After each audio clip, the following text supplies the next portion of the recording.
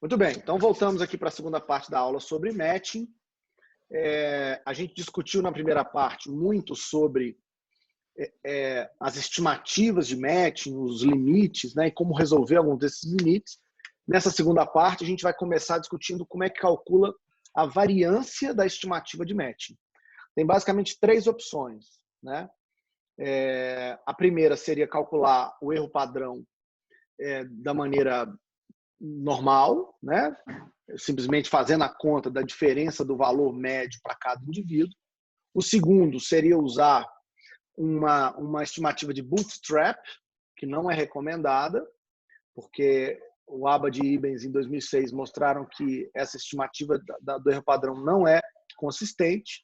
E o que a gente vai usar, na verdade, é a opção 3, que é um erro padrão do Abad e Ibanez, que já está implementado dentro do match.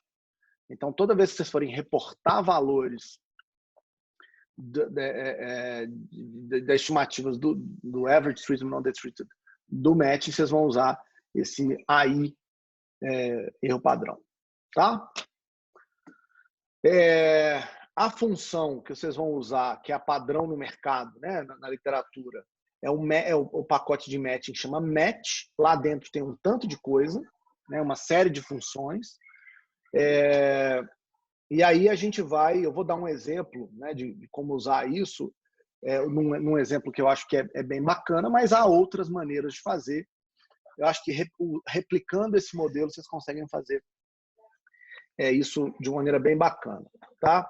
O paper que a gente vai usar como referência, que a gente vai replicar, eu vou mandar para vocês o código, vou mandar para vocês o dado, tá? Então vocês vão poder replicar isso aqui exatamente como eu estou replicando aqui. É um texto do Blattman e Annan, de 2009, que saiu no The Review of Economics and Statistics.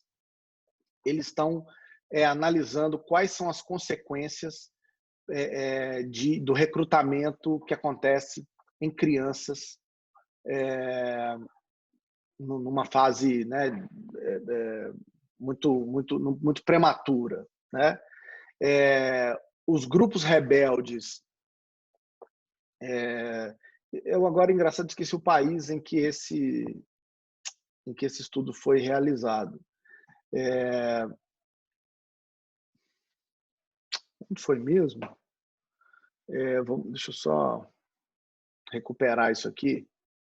Eu tenho uma dúvida se aproveitar que nós estamos em aula online e vou procurar aqui no Google esse paper deles. Acho que foi Uganda, né? Deixa eu ver se foi isso mesmo. The Case of Uganda, exatamente. Então foi em Uganda e eles têm um desenho de pesquisa muito interessante, né? Em Uganda, estima-se que entre 60 e 80 mil crianças foram sequestradas na idade entre 14 e 30 anos, no momento, né, nas 2 semanas anteriores em que o estudo foi feito. Esse sequestro é feito para recrutar essas crianças de maneira impositiva para entrar no exército rebelde, chamado Lord's Resistance Army.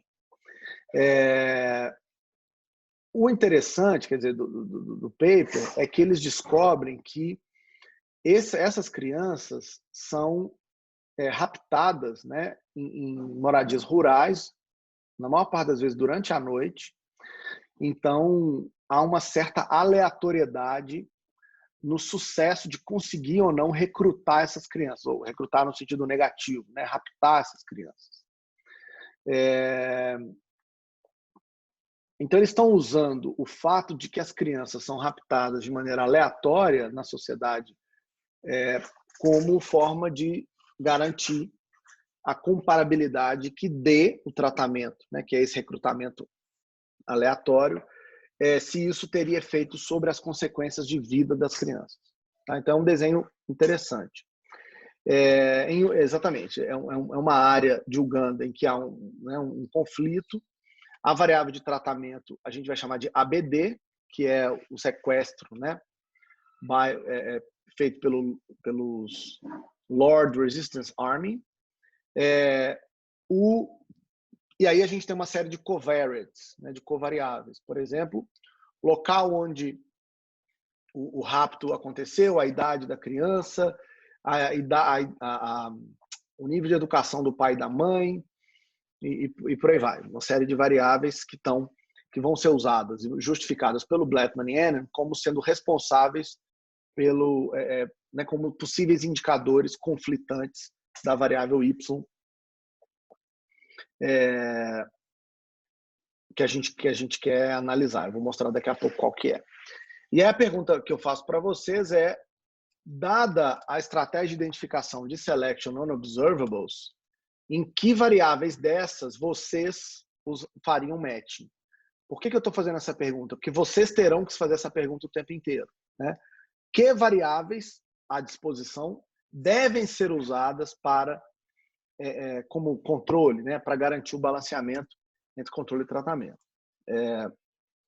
Então, o que tem que tomar cuidado é que algumas das variáveis foram observadas depois que o tratamento foi realizado. Nesse caso, qual é o tratamento? O sequestro. Então, por exemplo, o nível de escolaridade dessas crianças, o nível de estresse emocional e o volume, o valor, né, de receita, de salário nas últimas 4 semanas que o painel foi realizado, eles aconteceram depois que o tratamento foi dado, né? Eles estão querendo, é algo que a gente quer observar no resultado. Então, essas 3 variáveis não podem ser usadas para fazer o balanceamento no matching, porque elas são post-treatment, aconteceram depois do tratamento. Então, ficar atento a isso, ter esse cuidado. Tá? Deixa eu mudar a minha tela. Esse código está escrito, né, para quem não conhece, esse aqui é o RStudio.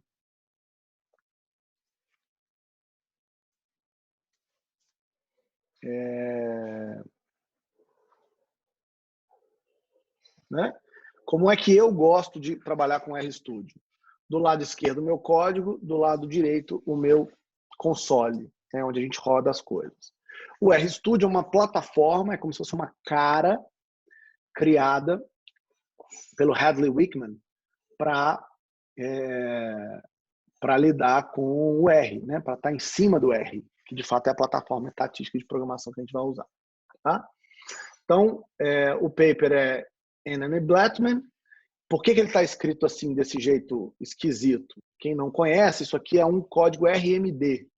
Né? A gente pode criar um PDF desse RMD, em que eu tenho aqui todos os códigos e todos os textos. Então, isso aqui eu estou escrevendo já como um documento e com código-fonte. Tá? Por que isso é importante? Porque aí eu posso replicar esse código do jeito que eu quiser. E a gente vai gerar aqui um PDF desse assunto que eu posso compartilhar com vocês. Tá? O RMD é uma linguagem que vale a pena aprender, o R Markdown, porque vocês podem escrever os papers de vocês dentro do R, em que vocês já colocam tanto o texto quanto o código para rodar os dados, de modo que a replicabilidade do paper de vocês, da tese, fica super simples. Né? Basta rodar um código e você tem como replicar tudo que você fez, inclusive encontrar aí possíveis erros, etc. Tá? Nós vamos usar aqui primeiro. Aqui ele já está me dando, tá vendo? O PDF de tudo que a gente vai fazer hoje. Era só para mostrar como exemplo. A gente vai usar 3 bibliotecas inicialmente. A biblioteca Foreign, que é para abrir banco de dados. A Matching, que é justamente a biblioteca de fazer matching. E o eBall, que a gente vai utilizar para checar balanceamento. Tá? O banco de dados eu vou disponibilizar para vocês, é o Blattman Annan, que está em CSV. Eu vou ler esse CSV com essa função e vou chamar ela de objeto DAT. Ok? Então agora eu vou usar esse head DAT aqui, ó, para... Opa, deixa eu abrir um pouquinho a minha tela. né? Seu head, eu vejo as primeiras 6 linhas do banco de dados que eu acabei de abrir. E aí estão todas as variáveis. Tá vendo? ABD, que é o nosso tratamento, idade, os posicionamentos, a localização onde o dado foi coletado, por aí vai. Ok? Então, a primeira coisa que a gente tem que fazer é analisar o seguinte: quais variáveis, essas todas, tirando, poderiam ser ditas que estão determinando, né, estão predizendo o tratamento. Então, para fazer isso, a gente vai rodar uma regressão linear, isso é só uma checagem bem simples, né, em que todas essas variáveis, idade, escolaridade da mãe, do pai, tamanho do domicílio, por aí vai, né? Se todas essas variáveis, qual delas melhor prediz se o menino foi tratado ou não? Por que isso aqui é importante, gente? Para ver se de fato há algum tipo de viés no tratamento, ou se ele é distribuído de maneira aleatória né, em Uganda. Então, olha o que o resultado me diz. Eu vou simplesmente rodar. Matheus, diga antes de eu falar do resultado. Felipe, é só uma dúvida. É que você está rodando uma LM, né? E a variável dependente é uma dummy. Exato. Isso aqui chama... Fala. Eu já escutei falar que não tem problema, porque se você calcula efeito marginal, vai dar a mesma coisa que uma GLM ou próxima GLM. É por aí mesmo? Exatamente. É óbvio que eu não vou recomendar para ninguém, num paper, em que você estiver fazendo sua análise central com uma variável dicotômica, usar um modelo linear, né? Mas isso aqui chama Linear Probability Model. É uma regressão linear de probabilidade, tá? Modelo de probabilidade linear. O que me interessa aqui não é o tamanho da estimativa, Matheus. É por isso que eu estou fazendo desse jeito. Eu não estou preocupado com a questão teórica nesse momento, né? O tamanho do efeito, o que o efeito significa. Eu estou simplesmente querendo saber se há alguma associação entre aquelas variáveis que eu vou usar como controle e aquela variável que eu vou usar como tratamento. E como vocês podem perceber, há uma diferença estatisticamente significativa, tanto no caso da idade, como no caso do tamanho do domicílio, como em alguns pontos que identificam geolocalização dessas crianças. Ou seja, o ABD, o tratamento, o rapto, né, o sequestro das crianças, não é feita de maneira aleatória. Se fosse aleatório, tudo isso aqui ia dar... não haver diferença estatística entre quem está no tratamento e quem está no controle em relação a essas variáveis. Então, aqui parece que as crianças mais velhas são mais raptadas do que as crianças mais novas. Tá vendo? Aqui está parecendo que as crianças, quanto maior o tamanho do domicílio, menor a chance de você raptar a criança. Então, domicílios menores, você tem um rapto maior. Tá? Então, ou seja, eu preciso fazer balanceamento. Eu preciso usar algum tipo de estratégia, eu preciso usar uma estratégia de identificação para justificar que o tratamento é aleatório em relação aos resultados potenciais na presença de X. Ou seja, eu preciso discutir balanceamento. A gente podia fazer balanceamento um a um na mão, né? Por exemplo, eu podia fazer um teste T comparando a idade dos meninos em relação ao tratamento. Tá? Se eu fizer isso, olha o resultado que eu encontro. Eu vou encontrar um p-valor menor do que 0,05, portanto, eu vou rejeitar a hipótese nula de que eles são iguais, eles precisam ser balanceados. O grupo de tratamento é mais velho do que o grupo de controle. Tá? Eu também podia fazer isso usando um Kolmogorov Mean of Test. Como é que eu faço isso? Olha lá, ó. X para a idade, grupo de tratamento. Y é a idade no grupo de controle. Ok? Quando eu rodar isso, vocês vão ver que o p-valor é menor do que 0,05.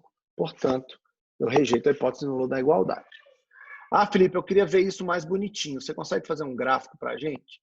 Para a gente ver isso? Consigo sim. Aqui está o gráfico das duas distribuições. Olha o que eu acabei de fazer.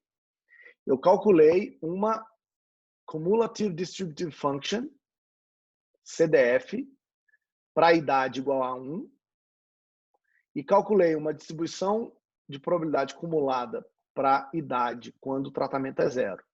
E plotei as duas distribuições uma em cima da outra. Lembra que eu falei? Quanto menor a distância das duas distribuições cumulativas, melhor é o balanceamento. Aqui vocês vão ver que eles estão bem diferentes. São distantes. Ok? A outra maneira de ver isso é usando um plot de densidade, de probabilidade. Olha o que eu fiz. Eu plotei a função de densidade para o grupo de tratamento vermelho e o grupo de controle preto, sobre os valores de diferentes idades. Ok? O que vocês estão vendo aqui? Que a distribuição não é igual. Ó. Ela no tratamento é menor nos valores mais baixos e maior nos valores mais altos. Então, não tem balanceamento. Ok? Dado que não tem balanceamento, eu preciso criar um balanceamento. Para isso, a gente vai usar uma função chamada match balance. Né? A gente já tinha aberto essa library match, mas eu vou abrir de novo. Então, olha o que eu vou fazer. Eu vou pedir o código para criar, em relação ao tratamento, um balanceamento que usa todas essas variáveis. Tá? Dado dat, quantas vezes eu quero rodar para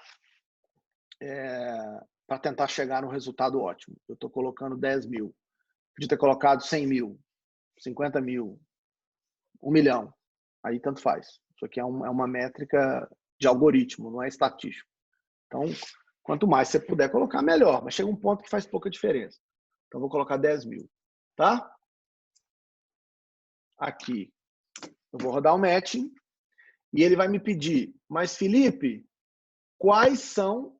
Olha aqui, vocês estão vendo que tem um stop aqui rodando? Viram que tinha um vermelhinho aqui? Toda vez que aquele vermelhinho está acontecendo é porque ele está rodando alguma coisa. Olha o que ele está rodando. Ele está me mostrando. Variável 1, idade. Antes do matching, a média do tratamento era 21,36. A média do controle era 20,15. Então, ele está dizendo, ó, eu tenho que corrigir isso aqui. Ele faz isso para todas as variáveis. Ele vai me dar todos os testes de todas as variáveis. Beleza? Depois que ele fizer isso, a gente vai querer ver, né? É difícil ver o que está acontecendo aqui nesses números. É feio mostrar isso aqui. Então a gente vai calcular, a gente vai usar esse pacote chamado eBall para construir isso aqui, ó. Deixa eu mostrar para vocês. O que eu estou fazendo aqui? Eu estou pedindo ao R que faça o seguinte, ó. Você vai calcular para mim, você vai criar uma tabela baseada no resultado de MB. O que é MB? Olha aqui em cima, ó. É o objeto que eu dei nome do balance. Lembra que eu pedi para o R criar um balanceamento para mim? Aquele balanceamento eu chamei de MB. Então, agora eu vou falar com ele. Ó, baseado no MB, para quais variáveis eu quero ver? Para o que tiver no varNames, com o objeto que eu criei aqui. Ó, eu quero que você me mostre só essas variáveis. Eu posso diminuir ou aumentar essas variáveis do tamanho que eu quiser. Tá? Você vai chamar de btest e você vai, então, me mostrar uma tabela chamada btest com até 3 dígitos depois do 3 casas decimais. Aqui está a tabela. Bem mais bonita do que esse negócio aqui. E você pode usar no seu paper. Né? Ô, Felipe. Fala.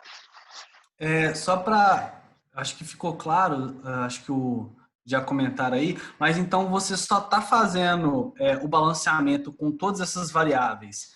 Idade, geolocalização, etc. Porque na teoria desse estudo aí, assim, faz sentido usar essas variáveis. É só por isso, para facilitar a minha estratégia de identificação e a minha defesa. Essa é a ideia. Eu estou usando essas covariáveis porque eu acho que elas explicam a diferença do resultado potencial Y1 para o resultado Y0.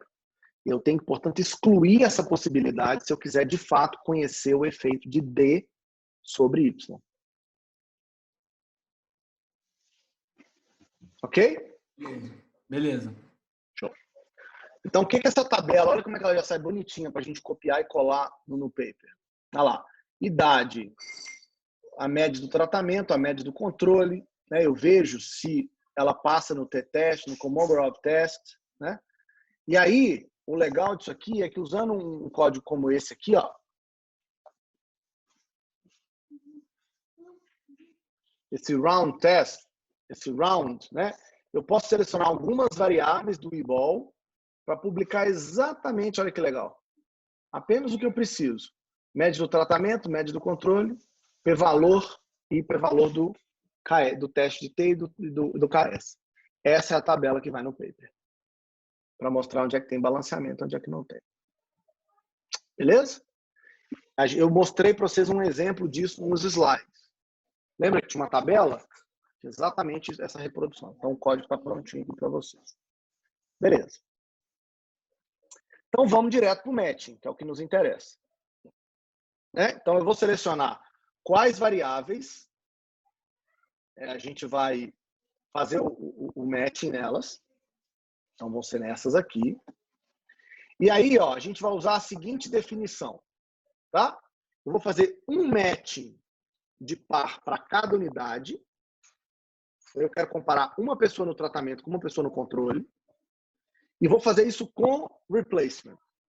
Podendo usar vários controles para o mesmo tratamento. Beleza? Aí eu preciso definir na minha função uma coisa que chama exact match. O que é isso? Eu posso dizer para o meu algoritmo se eu aceito que o caso do controle que eu vou usar para comparar com o caso do tratamento, ele tem que ser exatamente igual. Então, se no controle a variável é 2, o valor da variável é 2,33, se eu colocar na variável aqui true, eu só posso comparar esse caso 2,33 com outro caso 2,33. Se eu colocar false, ele vai comparar próximo, mesmo que não seja exato. Tá? Então, o que eu vou construir aqui? Ó? Das 13 variáveis que eu tenho aqui, idade não precisa ser exato, educação da mãe. Não, isso aqui é outra coisa. Father Education. A segunda é Father Education. Então, é verdade.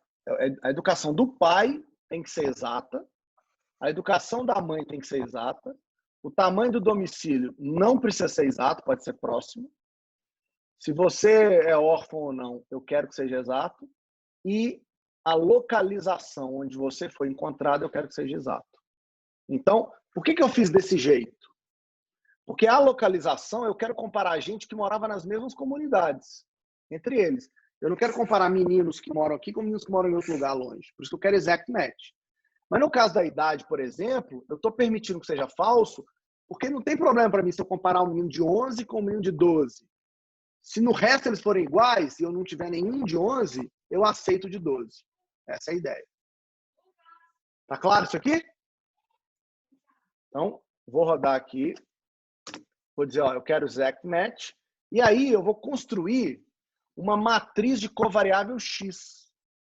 O que é a matriz de covariável X? Vamos olhar para ela. Head X. Olha lá. Eu criei uma matriz com todas as covariáveis. É como se eu tivesse criado um segundo banco de dados, só de covariáveis. Eu tirei o Y e tirei o tratamento. E deixei só as covariáveis. Eu vou precisar usar isso aonde? Aqui nesse código.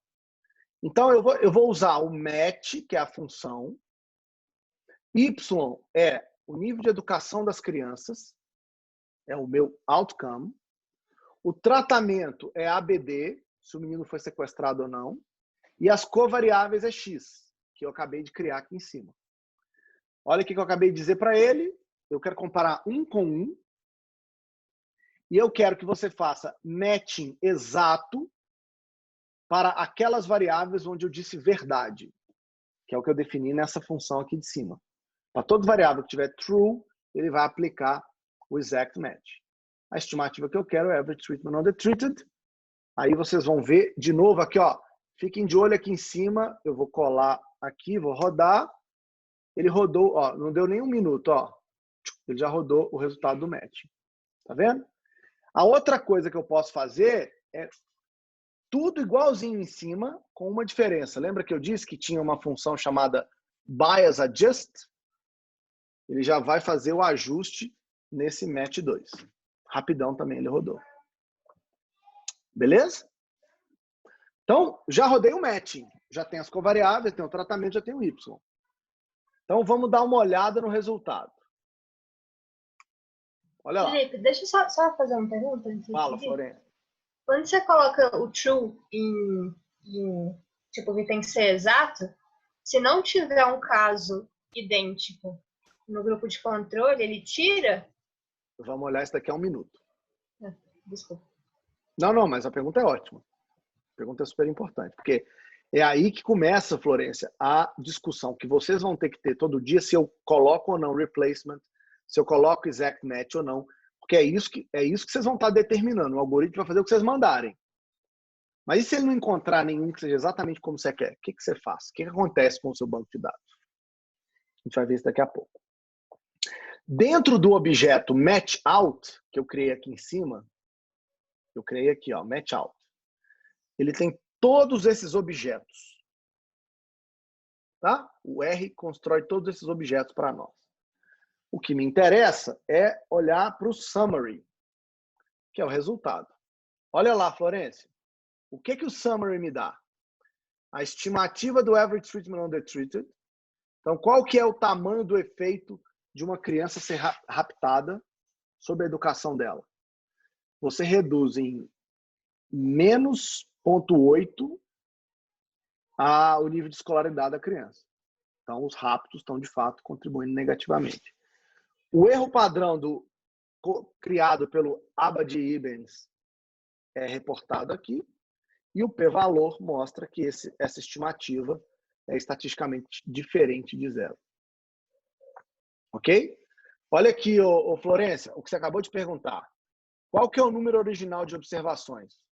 Eu tinha 741 pessoas nesse banco de dados. Quantas foram raptadas? 462. Mas eu só usei 356. Por quê? Porque eu usei exact matching e porque eu usei um tipo de calibração que jogou 106 crianças fora. Ok? Então, se eu não tivesse usado o exact match na educação do pai e da mãe, e se é órfão ou não, se eu não tivesse usado a distância, o exact match na localização onde as crianças foram encontradas, provavelmente eu teria um número menor de casos jogados fora. Ok?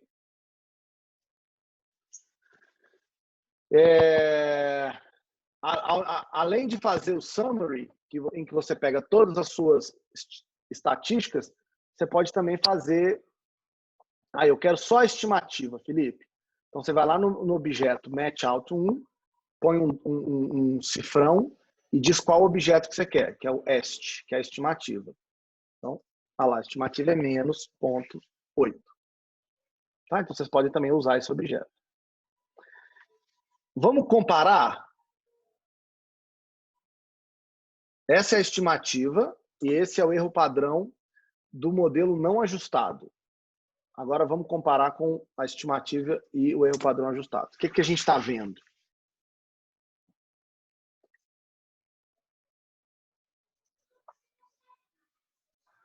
Quase igual.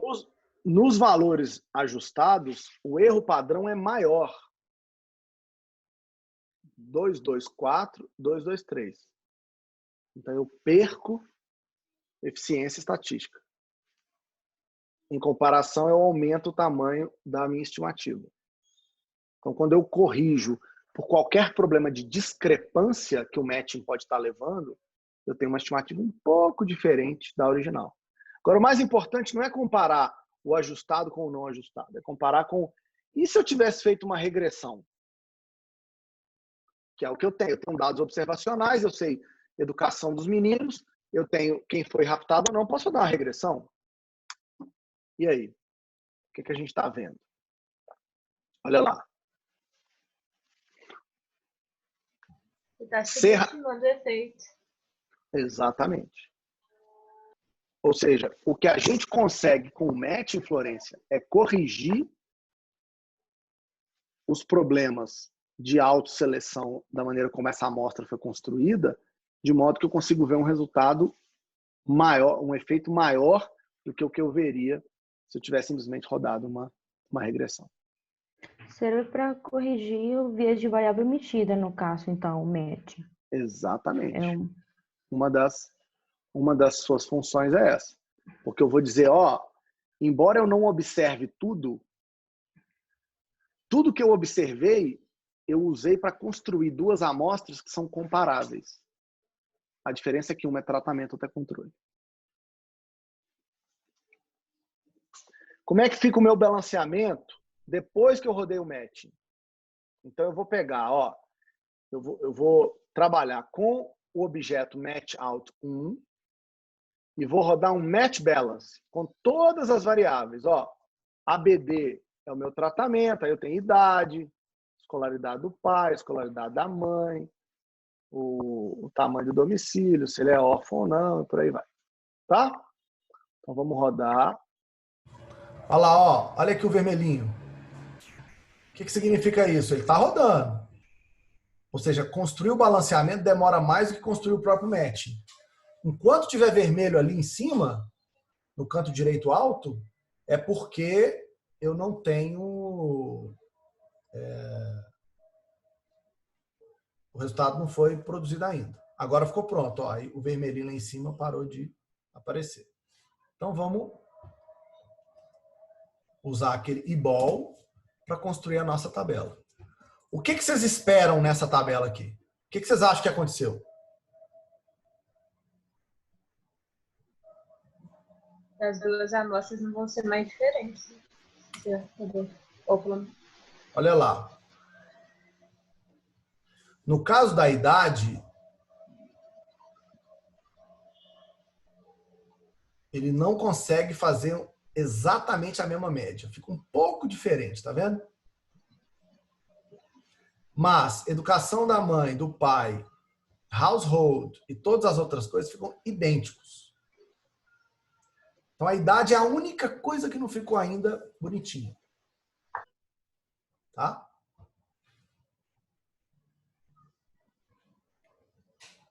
Mas, no geral, eu tenho um bom balanceamento. Então, esse código, vocês vão explorar o resto dele, vocês vão explorar até essa parte do Propensity Score aqui, porque a gente vai ver Propensity Score na próxima aula, mas eu acho que ficou evidente, claro, para todo mundo, como é simples, na verdade, rodar o código do matching. Né? O coração do negócio está aqui.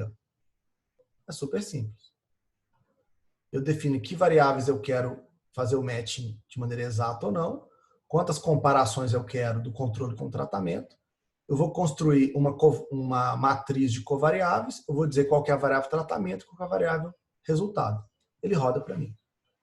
O meu trabalho é avaliar se eu estou construindo um matching com bom balanceamento em relação às variáveis que são teoricamente relevantes. Júlio está com a mão levantada, está com alguma pergunta? Eu só queria entender melhor o que é replacement. Tá. O replacement é super simples. Se eu tiver um banco de dados de 10 pessoas, 5 tratadas e 5 não tratadas, e o item 2 do meu tratamento tem x igual a 3, eu vou encontrar alguém aqui que tem x igual a 3. Faço o par. Beleza? Agora o outro aqui também tem x igual a 3. Se eu decidir com replacement, eu uso esse mesmo caso para comparar, porque ele é o único que é igual a 3. Os outros são igual a 2, 1, 4, 5. Entendeu? Quando eu colocar com replacement, eu posso usar o mesmo caso no controle para ser comparado com mais de um caso no tratamento. Então, é o mesmo controle, não, vários do controle para o mesmo tratamento. Não, vários do controle para o mesmo tratamento. Tá. Ou, não, Mas, desculpa, é segundo. o contrário. O mesmo do controle para vários do tratamento. Certo. Se eu não encontrar outro melhor do que aquele. Ok? Mais perguntas? Eu tenho uma. Diga. O erro padrão ajustado lá que você rodou, ele resolve. Eu fiquei com dúvida se tirar viés nos casos tratados que o seu match retirou. Então, por exemplo, se eles todos o efeito do tratamento, se não pode ter um viés no estimador do ATT porque você não conseguiu, enfim, o seu matching, você não achou tantos casos no grupo de controle que fossem exatos. Tem problema de viés de estimador nisso? Florença, eu não entendi sua pergunta. Por exemplo, se você não conseguiu encontrar no grupo de controle um grupo específico dos tratados que mudaria muito o seu estimador, se você conseguisse encontrar no controle. Entendeu? Se pode ter um viés no seu estimador porque você tirou casos. Se eu fizer isso, eu vou jogar fora um tanto de caso e provavelmente eu vou estar construindo uma estimativa do average treatment on the treated que não corresponde ao valor real do average treatment on the treated. Ou seja, o matching tem uma limitação que vocês todos precisam se preocupar com ela. Qual é? O número de casos para fazer o matching tem que ser grande o suficiente para garantir que você consiga encontrar pares suficientes de um lado para o outro, do controle para o tratamento e vice-versa. Quanto menor é a amostra, Florença, mais difícil é você fazer o matching sem ter problemas ou de discrepância ou de viés por conta da maneira como o matching joga fora alguns dados. Fala, Yuli. Acho que não, dessa vez. Acho que ficou levantada a mão. Então, Matheus. Felipe, quando você faz o matching, você mostrou lá que você perdeu alguns casos, 100 e poucos casos. E aí você compara o seu resultado do estimador com o matching e com a regressão, e você tem uma diferença de um é 0,56, quase 6, e outra é 0,8. Só que na regressão você não tem drop case ali, você não perdeu casos, correto? A regressão ela está pegando tudo e jogando. A minha dúvida é em questão de robustez mesmo, porque se eu pego lá e eu consigo dar um match onde eu não perca casos, tá certo? E o resultado de 0,8 ele caia. Ou seja, fica igual ao da regressão. Isso me mostrou que tanto faz se eu fiz um matching, fiz todo esse trabalho e a regressão deu o mesmo resultado. Isso pode ser por acaso ou por outra explicação? A explicação para isso, Matheus, é que esse dado que parece observacional, na verdade, já na regressão, seria um quase tratamento. Ou seja, Entendi. O D seria aleatoriamente distribuído em relação aos resultados potenciais, independentemente se eu controlo por X ou não. Esse é o cenário em que você tem um experimento. No experimento, tanto faz você rodar uma regressão ou um matching. A estimativa vai ser a mesma. Por quê? Porque eu não preciso observar conditional ignorability. Eu não preciso fazer D ser aleatório em relação ao resultado potencial usando X. Ele já é aleatório. Nesse cenário que você vai observar isso. Entendi, mas aí eu não precisaria fazer esse matching todo e a regressão depois para comparar. Acho que quando você fez aquela regressão linear e deu significância, você já descobre que esses dados não são de quase experimento, por exemplo. A minha recomendação é a seguinte: cada vez mais vocês vão ver os papers de vocês sendo rejeitados por pareceristas, dizendo o seguinte: ah, você só encontrou esse resultado porque você rodou esse modelo desse jeito. Então, para evitar críticas de pareceristas, vocês vão rodar mais de um modelo, seja de matching, seja de regressão, seja de subclassification, para mostrar para o seu reviewer que o seu resultado encontrado é independente do modelo que você roda. Certo? Então, é por isso que eu rodo a regressão, o matching e a comparação de média.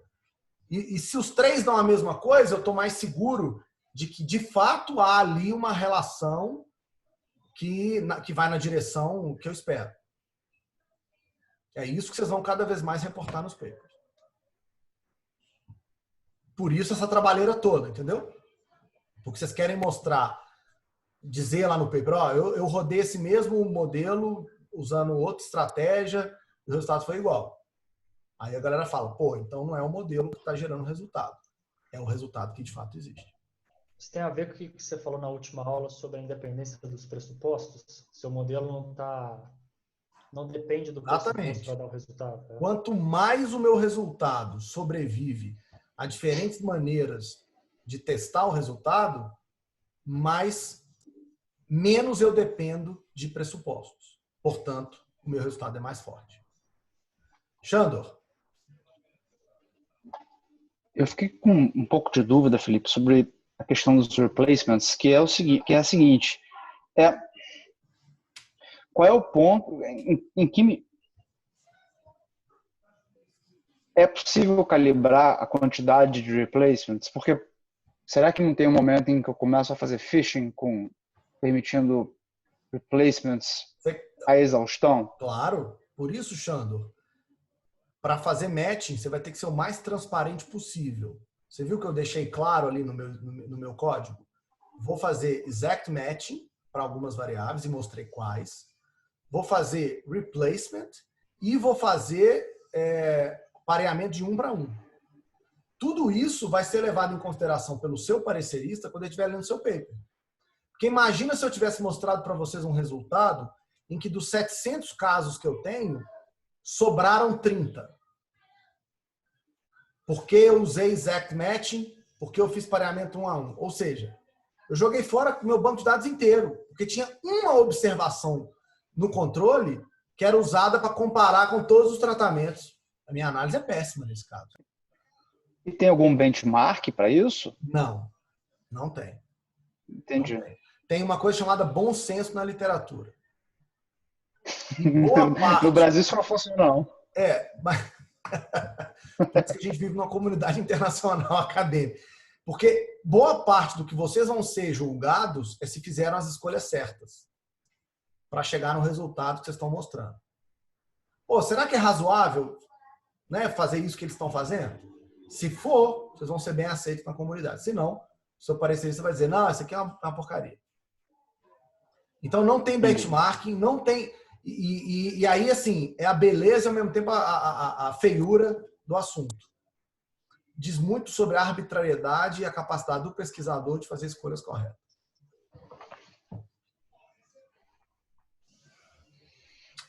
Mais alguma coisa? Gente, brinquem com o matching essa semana. Eu vou mandar o código, vou mandar o banco de dados. Rodem, troquem as covariáveis. Não mantém lá. Faz sem age, faz com idade, sem idade.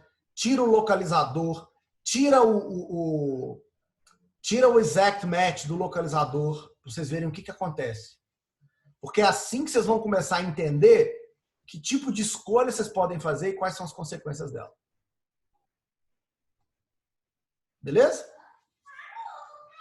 Então, semana que vem, a gente volta nesse mesmo bate-canal para falar de uma outra técnica que é Propensity Score, que é muito parecida com o matching, mas que é manipulado de uma maneira diferente.